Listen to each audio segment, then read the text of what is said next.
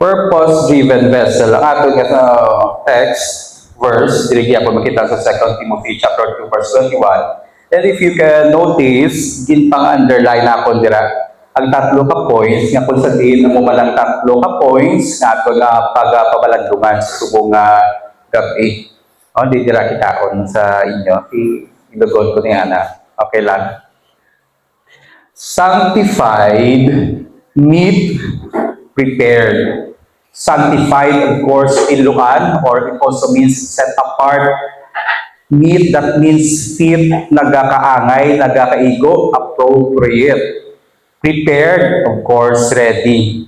This is the kind of vessel that God wants to use. Something that is sanctified, something that is clean, set apart, those special, ibala sa balay kung may mga kitchenwares, guitar silverware, so kung anong tawag po siya sa mga pinggan, na ordinaryo natin ginagamit. Pero may gina-set apart kita yan nga mga special for special events. So sanctified, set apart, special, give, meet, nagakaigo. God wants to use a vessel and to honor, meet, for that purpose, no, for honorable purposes, fit for that, and ready. Ari ba lang is may mga sanctified, may mga set apart, may mga fit man, pero hindi sila ready. Wala sila nagapagamit sa Ginoo. That's why in other parts of Scripture, sa Bible, where is the wise? Where is the scribe? Where is the disputer of this world? Has God chosen the base things of this world to confound the wise? So isa ang mga hindi meet, no, hindi nagkakaigo, pero amo na lang git nabing available. Uhaw-uhaw ka na gito, tandaan ko sa muna sa gamba kami basketball. Pag may tubig, no, uhaw kita tayo, isa lang bilog ang baso. Medyo na huya, mata, no, ay ikaw na lang, no, sige, ikaw na lang na. Agwat ko na lang. Pero sa gamba kami wala basketball, no, isa kami ka water jug na or container. Isa lang kami bilog baso. During the game na, tarang-tarang kami nagainom na sa isa ka baso. So, pero kung wala kami gampang, wala kami ginatapoy, ginabalhas, kuyaanay pa. Pero kung wala, nagidbalano, pag kinahanglano, nagid sa Ginoo. Kung na kung isa ba sa Ginoo, ay, di na itong mga maalaman, o di na ito ang mga fit, ang mga talented, ang mga skilled, ang mga nami magkanta.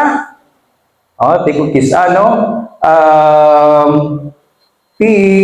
Bisan hindi ka fit, hindi ka namin magkanta, hindi ka namin magpa-games, hindi ka namin maghambal, ikaw yapon ang gamiton sa Ginoo, kay ikaw ang prepared, ikaw available. Wala ko naghambal na hindi namin ang managpakanta o managpa-games, ha? Kag naghambal, ha? For example lang, okay? Ako hindi ba ko namin magkanta? Hindi ko namin maghambal, kitla ko gani. This is a prepared speech. That is why medyo makahamba pang kawatadlog. Pero pagkatapos, hindi karon bala, isaryahan na ita. No? Anything under the sun, impromptu, kapilit la ko. Ari wala ko sa script, pero nahuman ko yung bala sa utok ko lang, no? Earlier. That is why nga somehow, makambala ko sa doon hindi gawag pinitla. Let us define this first, no? A purpose-driven life. Ano pala po sa silingon sa isa ka life ng purpose-driven? It is a way of living where your daily actions, decisions, and goals are guided by a clear, overarching meaning. Rather than just chasing momentary happiness or external success.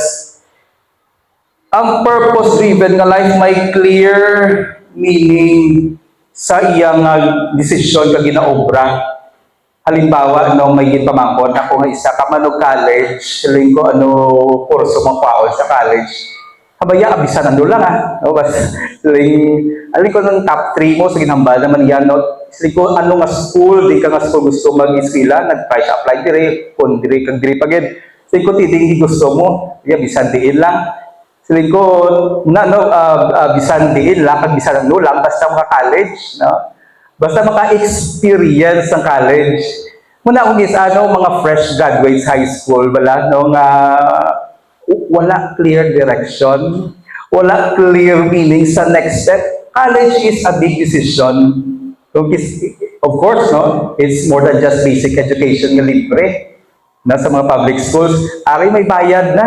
No, kung gusto mo state universities para libre man, yawan ka magkapila. So it's a big decision. Kag ang imo nga kurso nga pagakwaon, course or path, maga-determine sa direction man sa imo kabuhi. So that is why, namigid nga may clear nga definition o kung goal na kumpara bala ang mga may edad na nga nag-eskwela college, di ba? Very intentional na sila. Nung may mga upod ko sa trabaho, sa una ng mga second courser, nung nga nursing or nga nurse na first course sila lain, nag-nurse sila liwat because they have a clear intention nga amuning ako ng career path para makakwarta ko dayon kay may nasagod na ko nga pamilya.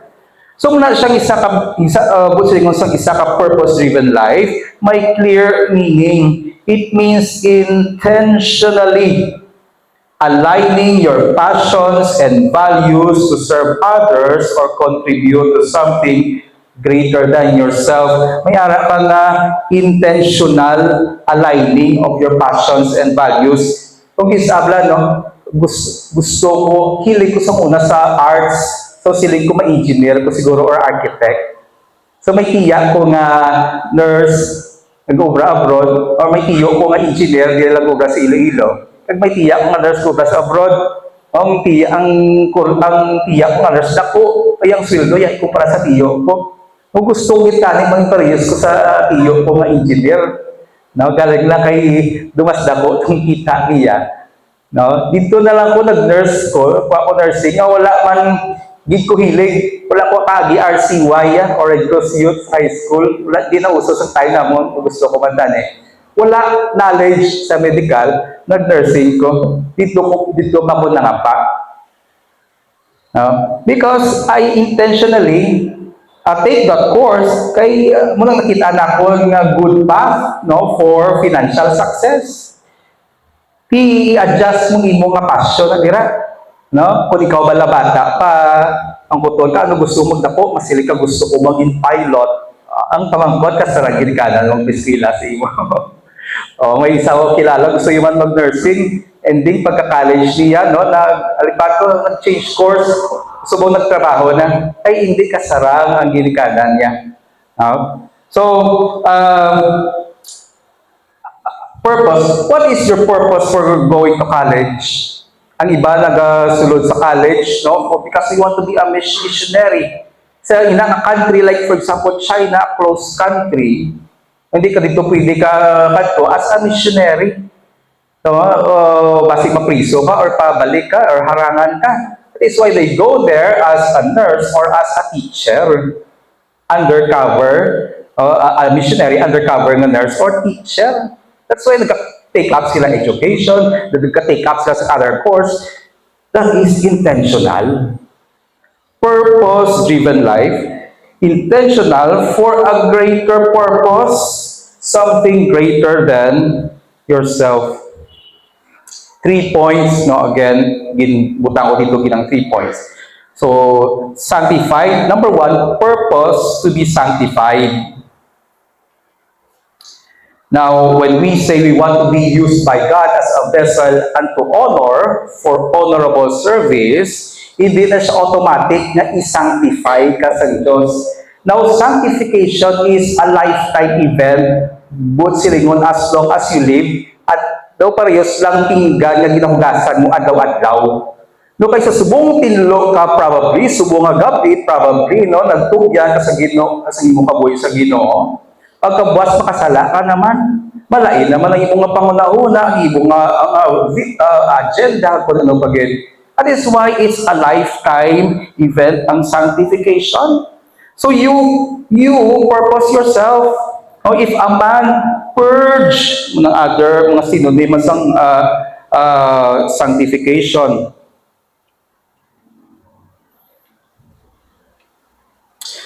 So why do we need to purpose to be sanctified? Simply because here is the straight answer. God wants us to be sanctified.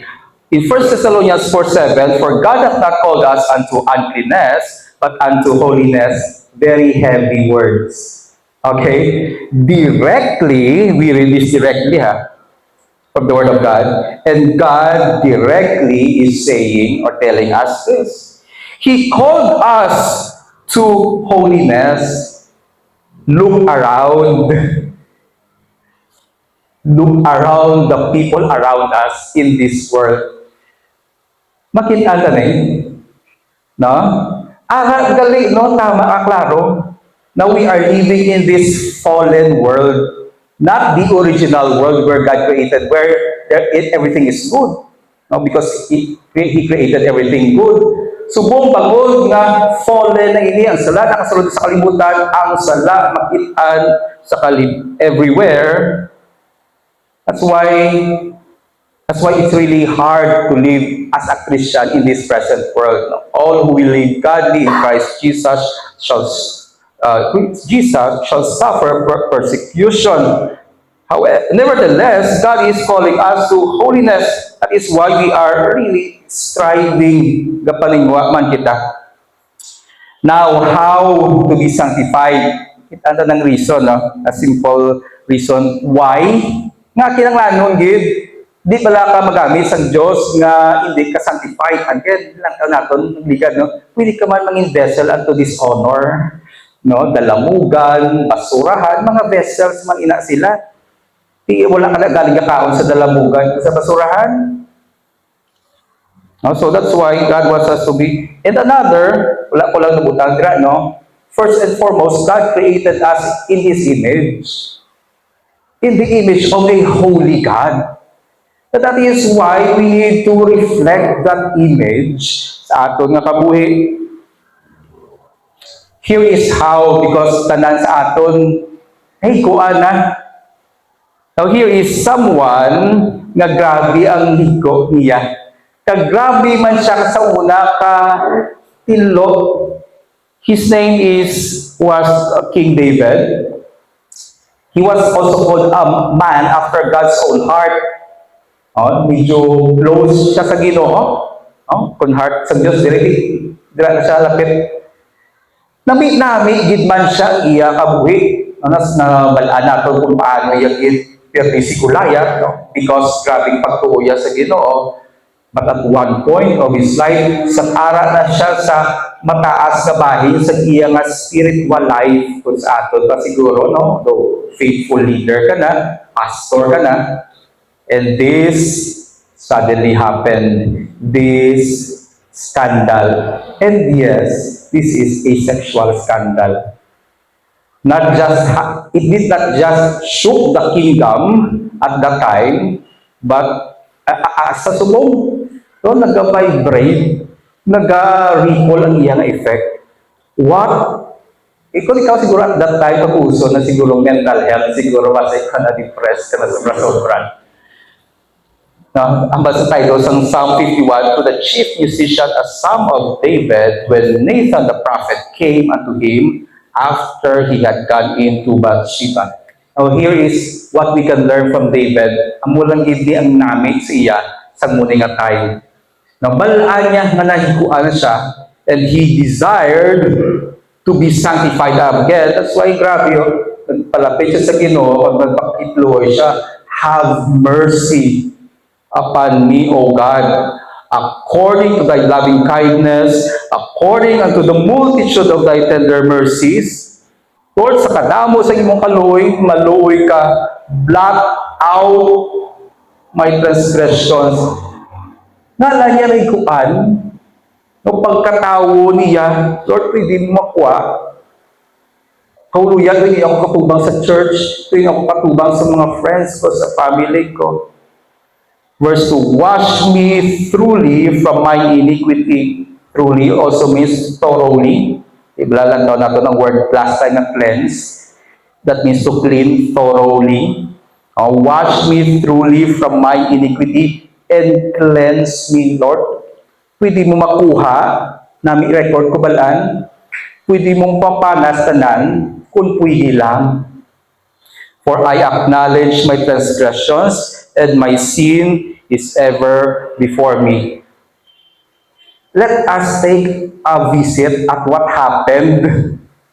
Kag kung nga posible na tabo ato, sa 2 Samuel, naman makita ng storya, chapter 11, verse 1, hambas ang Bible, and it came to pass, after the year was expired, at the time when kings go forth to battle, ang mga hari nagatrabaho ara sa giyera, si David yan nagpadala lang that David sent Joab and his servants with him and all Israel, and they destroyed the children of Ammon and besieged Rabbah, but David tarried still at Jerusalem. When David was supposed to be at work in the battle, ay ato siya sa iyang palasyo. Nagtinir, galang daw, wala sa mga medieval war. Ang grabe ang hari, dali ara na, no?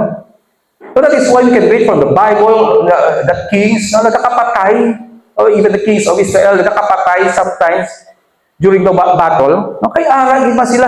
At David is unlike subong ng presidente, yung wala niya gagira, ng army sila, sang una.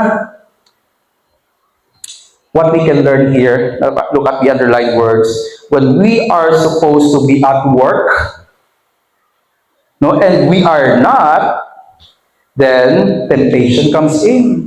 Because an idle mind, a lazy mind, a mind that is not at work, is a devil's workshop. Ako sa diin sa time of si David kanin masako, ay, ara siya sa ilabalay, kung sa aton pa, this is the time, kung sa diin, gatuon ka tayo sa mga Bible, gaten ka tayo sa church, sa mga youth fellowships, sa kung ano pagit, why kayo mo yan nag-attend? Tungkay mo yung mo balay kag nag-doom scrolling bilog at ihon. Kag kung ano pag-idragin mo, brani mo. Then what happened next? In verse 2, it came to pass in an evening tide. Alina nagsugod na pamanday ang yawa that David arose from off his bed and walked upon the roof of the king's house. And from the roof he saw a woman washing herself, and the woman was very beautiful. Ulukapan sa mga tipon nga wala pa internet. Di ano pagitayhan sa subong. No, when you are supposed to be at church, when you are supposed to be in the presence of a godly congregation na kung sa diin nag-build up ka mo together sa inyong spirituality, pito ka man imo yan nagpalayo, ginahagad ka pero wala ka kaupod. An idle mind is a devil's workshop. Verse 3, and David sent and inquired after the woman, and was said, is not this Bathsheba, the daughter of Eliam, the wife of Uriah the Hittite? And David sent messengers, took her, and she came in unto him, and he lay with her. For she was purified from her uncleanness, and she returned unto her house. And the woman conceived, and sent and told David, and said, buntis ako, ikaw ang ama. I am with child. Hindi yan ni asawa. Asawa sa soldado niya.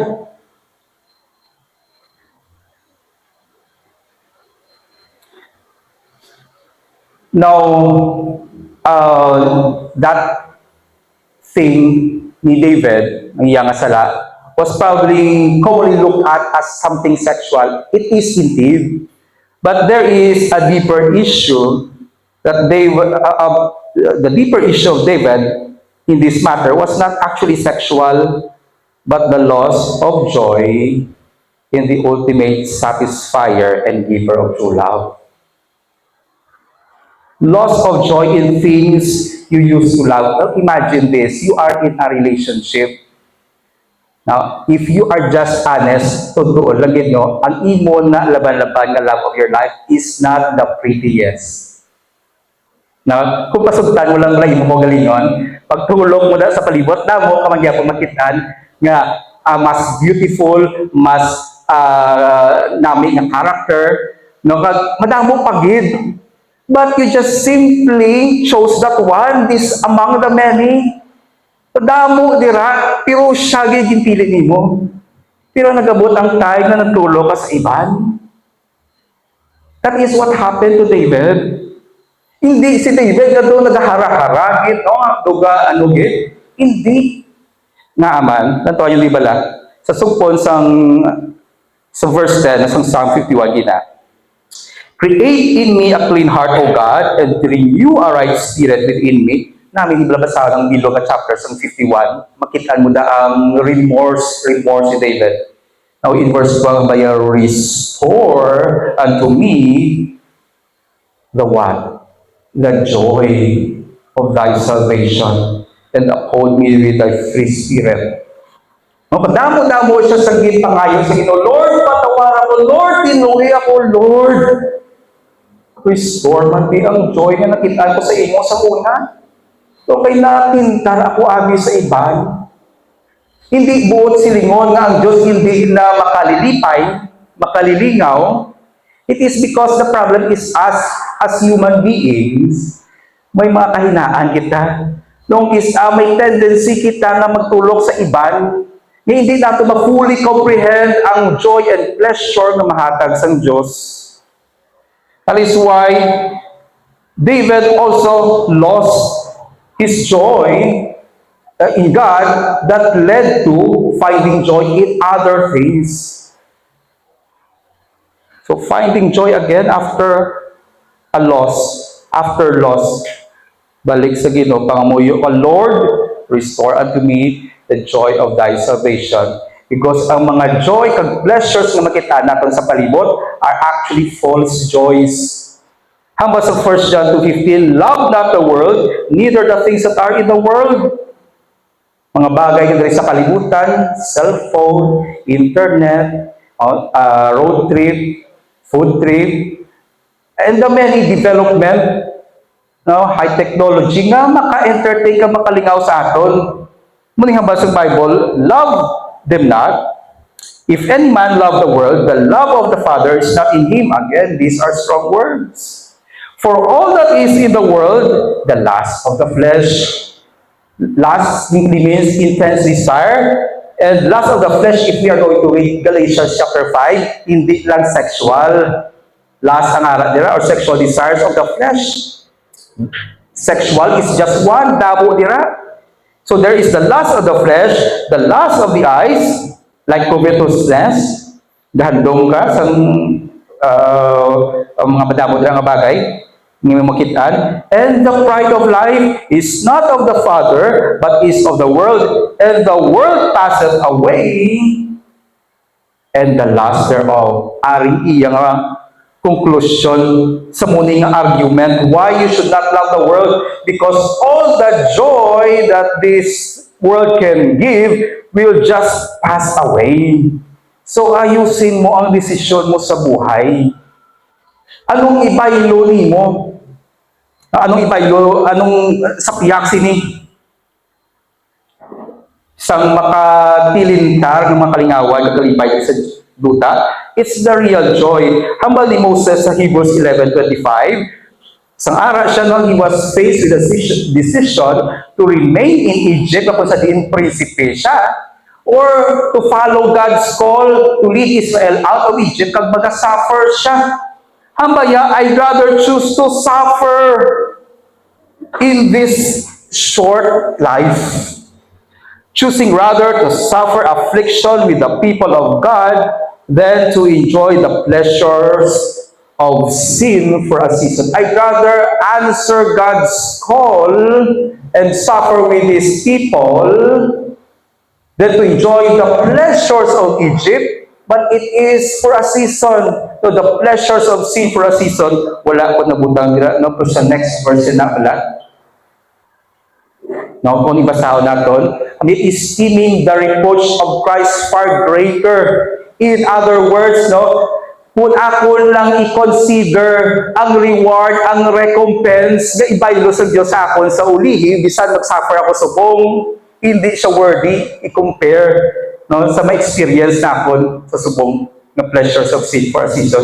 In other words, ang gina-prepare ni Christ, ang gina-prepare sa Diyos, si God, is far greater. So that is why, hambal ni Moses na in simple terms pala, suffer now, enjoy later. No.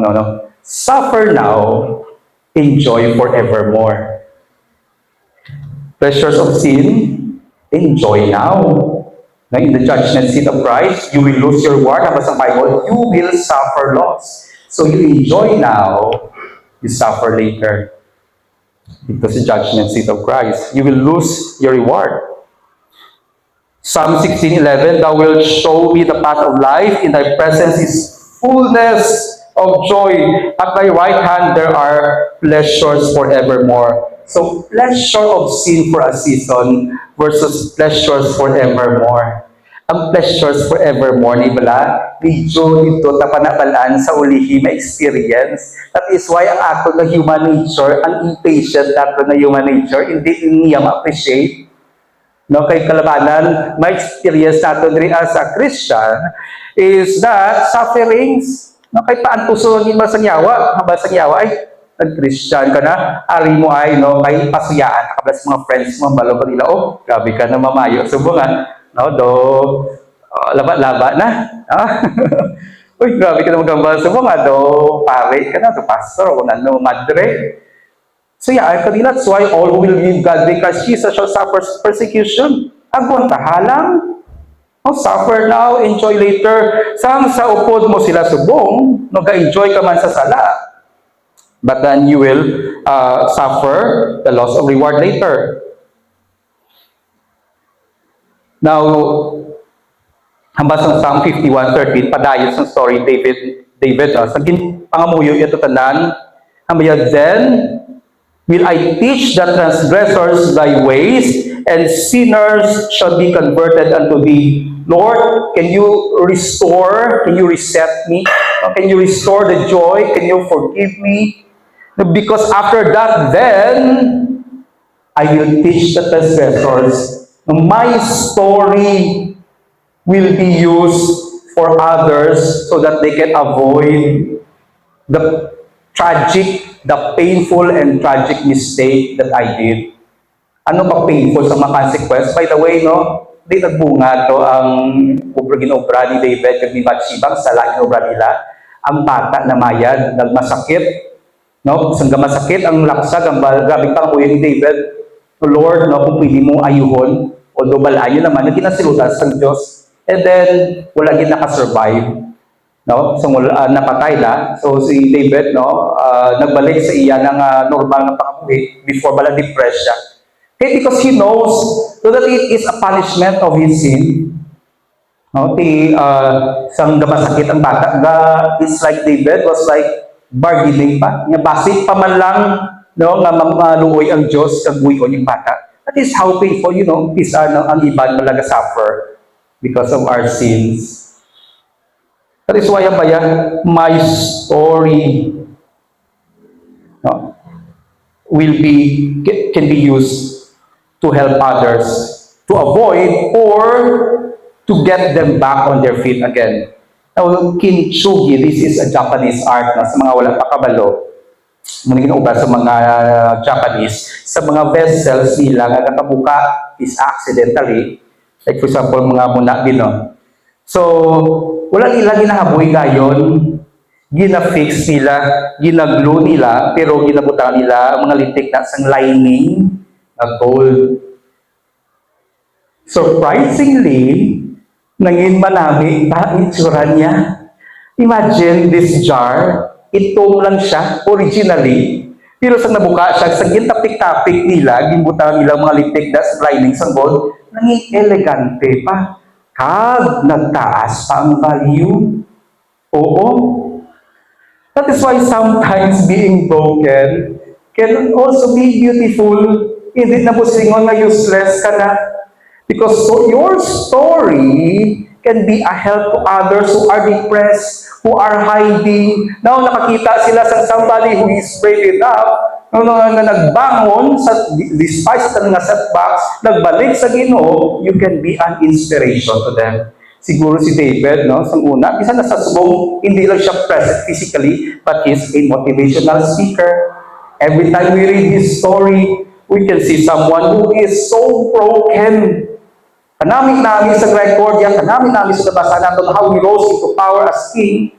Then when he was on top, Naguba ang iyang kabuhi, but he did not give up. Nagbangon siya. As a result, nanging kintsugi ang iyang kabuhi o sa Japanese art pa. Number 2, purpose to be meet. So, purpose to be sanctified kagina, no? Tuyua. Be intentionally desire to be sanctified. No, hindi ko sila nga, hindi na ko niyong magamit. Sa Diyos, hiko na akong kabuhi. Every day na lang nadulat, may chance na magbago. Makabay pa makakuha kita sa inspirasyon sa kay David. Isang ano ba ka bugat na kagatalog sa dangtang niya. So, purpose to be meet or to be fit. To be fit is like being an ambassador for Christ. No, gulpi lang, no? Nabalaan mo, galing ako, ikaw saved na, ikaw Christian na, ikaw automatically nanging ambassador ka. Kasi ka ambassador ni, no? Kagapon lang, no? Hindi pa makusta na akong kabuhi, no? Tama pa kahigko, damo pa akong bisyo, no? Hindi na sa subugan no? Hindi ko pa makuha. Ambassador na po. Hinihambal sa Bible, now then we are ambassadors for Christ. As though God did beseech you by us, we pray you in Christ's stead, be ye reconciled to God. Buot lang ako nakalantaw yung movie ng God's Not Dead. No, wala pa you try to watch this. This is a very good movie. This is not a true story, but inspired by true stories, especially ito sa Amerika, kung sa diin, Diyos no bawal sa universities, no? So damo maghabagit to pati sa Diyos. So pili ka makasuhan, mareklamo makasuhan. That is why may mga Christian movement or Christian legal team na nag-focus sa ini to help these people. So this movie, no, may isa ka philosophy class. Ang teacher sa start sa iya class, philosophy of man. No, philosophy or reasoning of man. Wala na diraya sa Diyos. Sabi, in this class, wala sa Diyos, wala ditang istorya, pati sa Diyos. So, for it to be clear to everybody, sulat mo sa piece of paper that God is dead, asa niya dahil sa akon. So, everybody wrote dito sa estudyante, no? Except one, may isa lang katao, Christian. Hindi lang po sure kung iba niyang classmates, Christian man, na nagpugyo na lang, nag-compromise, para wala na class, damo-damo. Siya hindi mapamtang. Sulat ko ni Karon, God is dead, para kapasar ka na lang dayon. Pero hindi ko masulat. Sulat pala gani, hindi ko na maobra, ay hatay-hatag ko pag hindi karon. No, so, tanan-tanan nagpasa na siya, na lang wala nagpasa. Kita siya sa teacher, kaya kung di ka magpasa, sige tagata ka chance, prove that God exists sa classroom. Ay plano yung galit na kahuyan ng bata. Pero eventually, because ang bata need not only meet, but prepared for the master's use. So he tried to prove that God exists. Now, in 2 Corinthians chapter 3, verse 12, as the Bible, ye are our epistle, written in our hearts, known and read of all men. Kabalo ka muna in your classroom, at home, in your circle of friends. Wala ni siguro nabasa sa Bible, sa epistles, upon sa Word of God. And you might be the only Bible they can read. Now, if you stand your calling as an ambassador for Christ, iyari, gintinguan niya sa ilang classroom. Okay. So, mag-shortcut naman ini. Sige lang.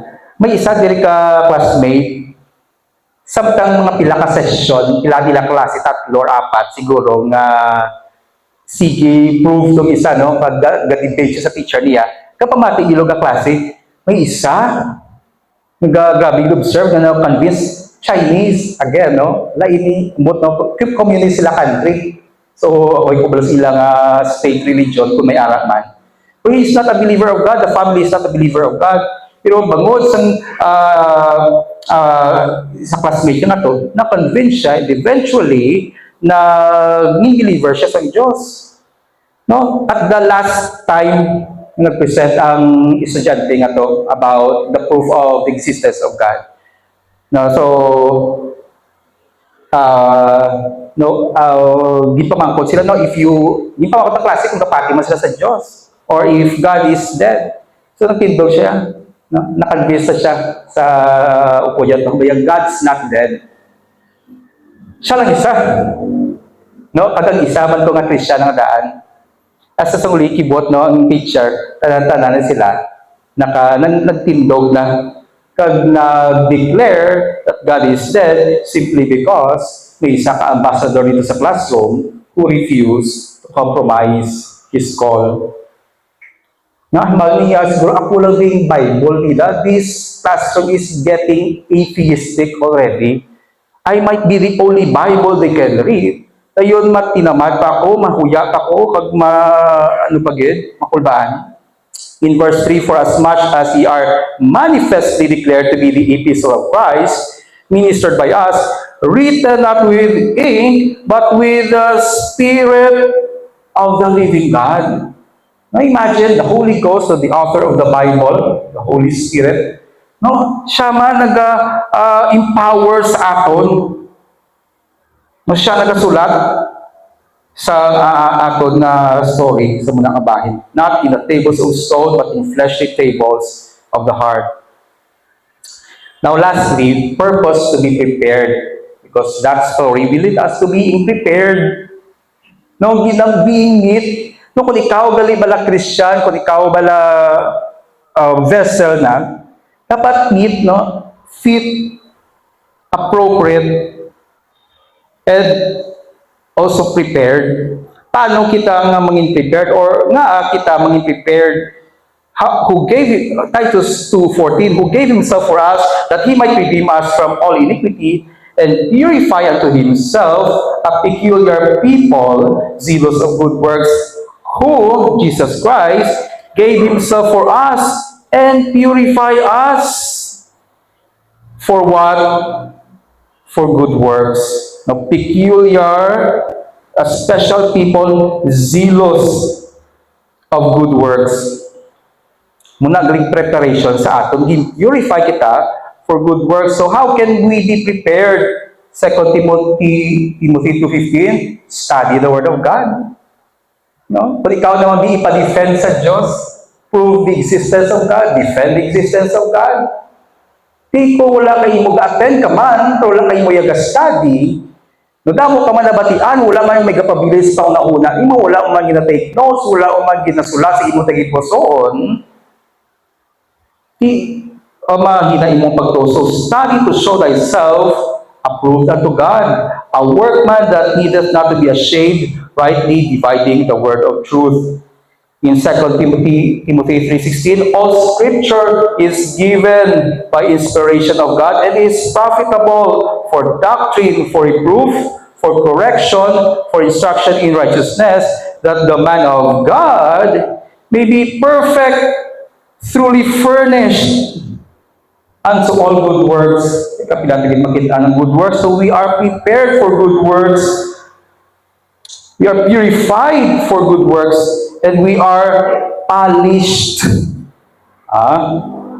Hindi lang tinuan, polished, truly furnished unto all good works. Anong maga-polish sa aton? Magabait sa aton ang Word of God. Last story. Balik ka na ba? Explain ko na gamay. Balik ka na sa picture. Nakita ko ni one time sa Facebook. Ni-explain, istorya siya na po na how Jesus found her at McDonald's. Sa syudad, na kung sa diin, mga tao, mga masako.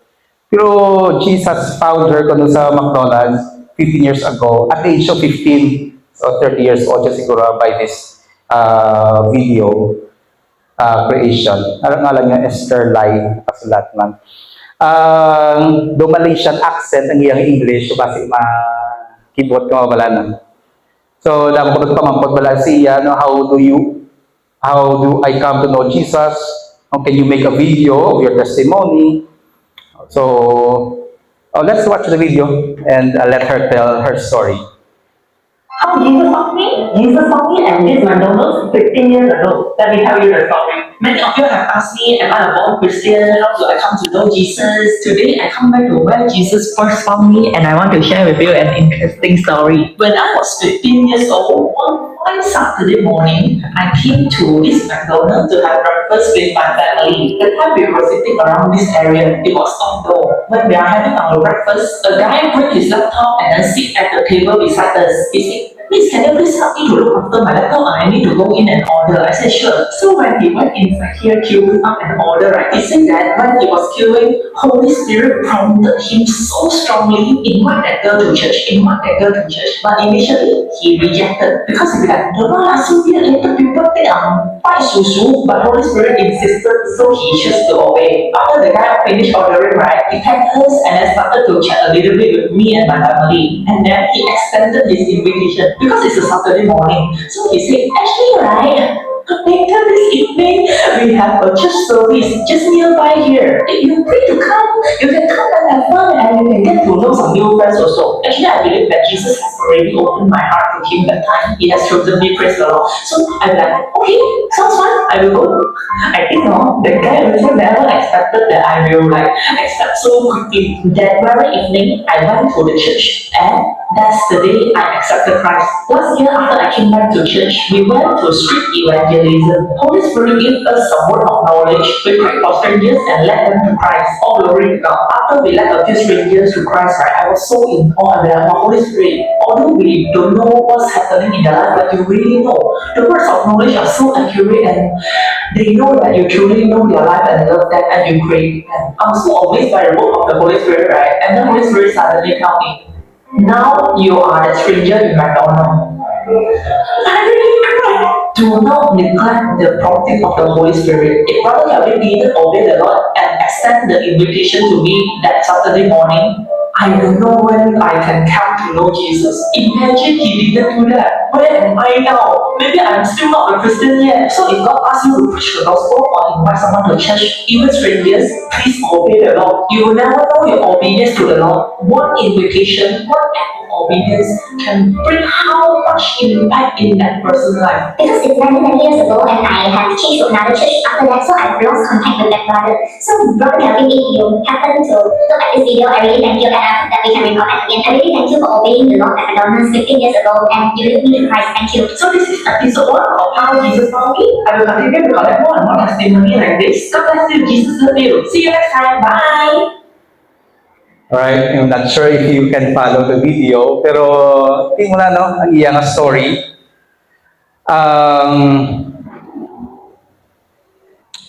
Now, there was a Christian, siyang story, no? Christian man, nga who casually invited her to church.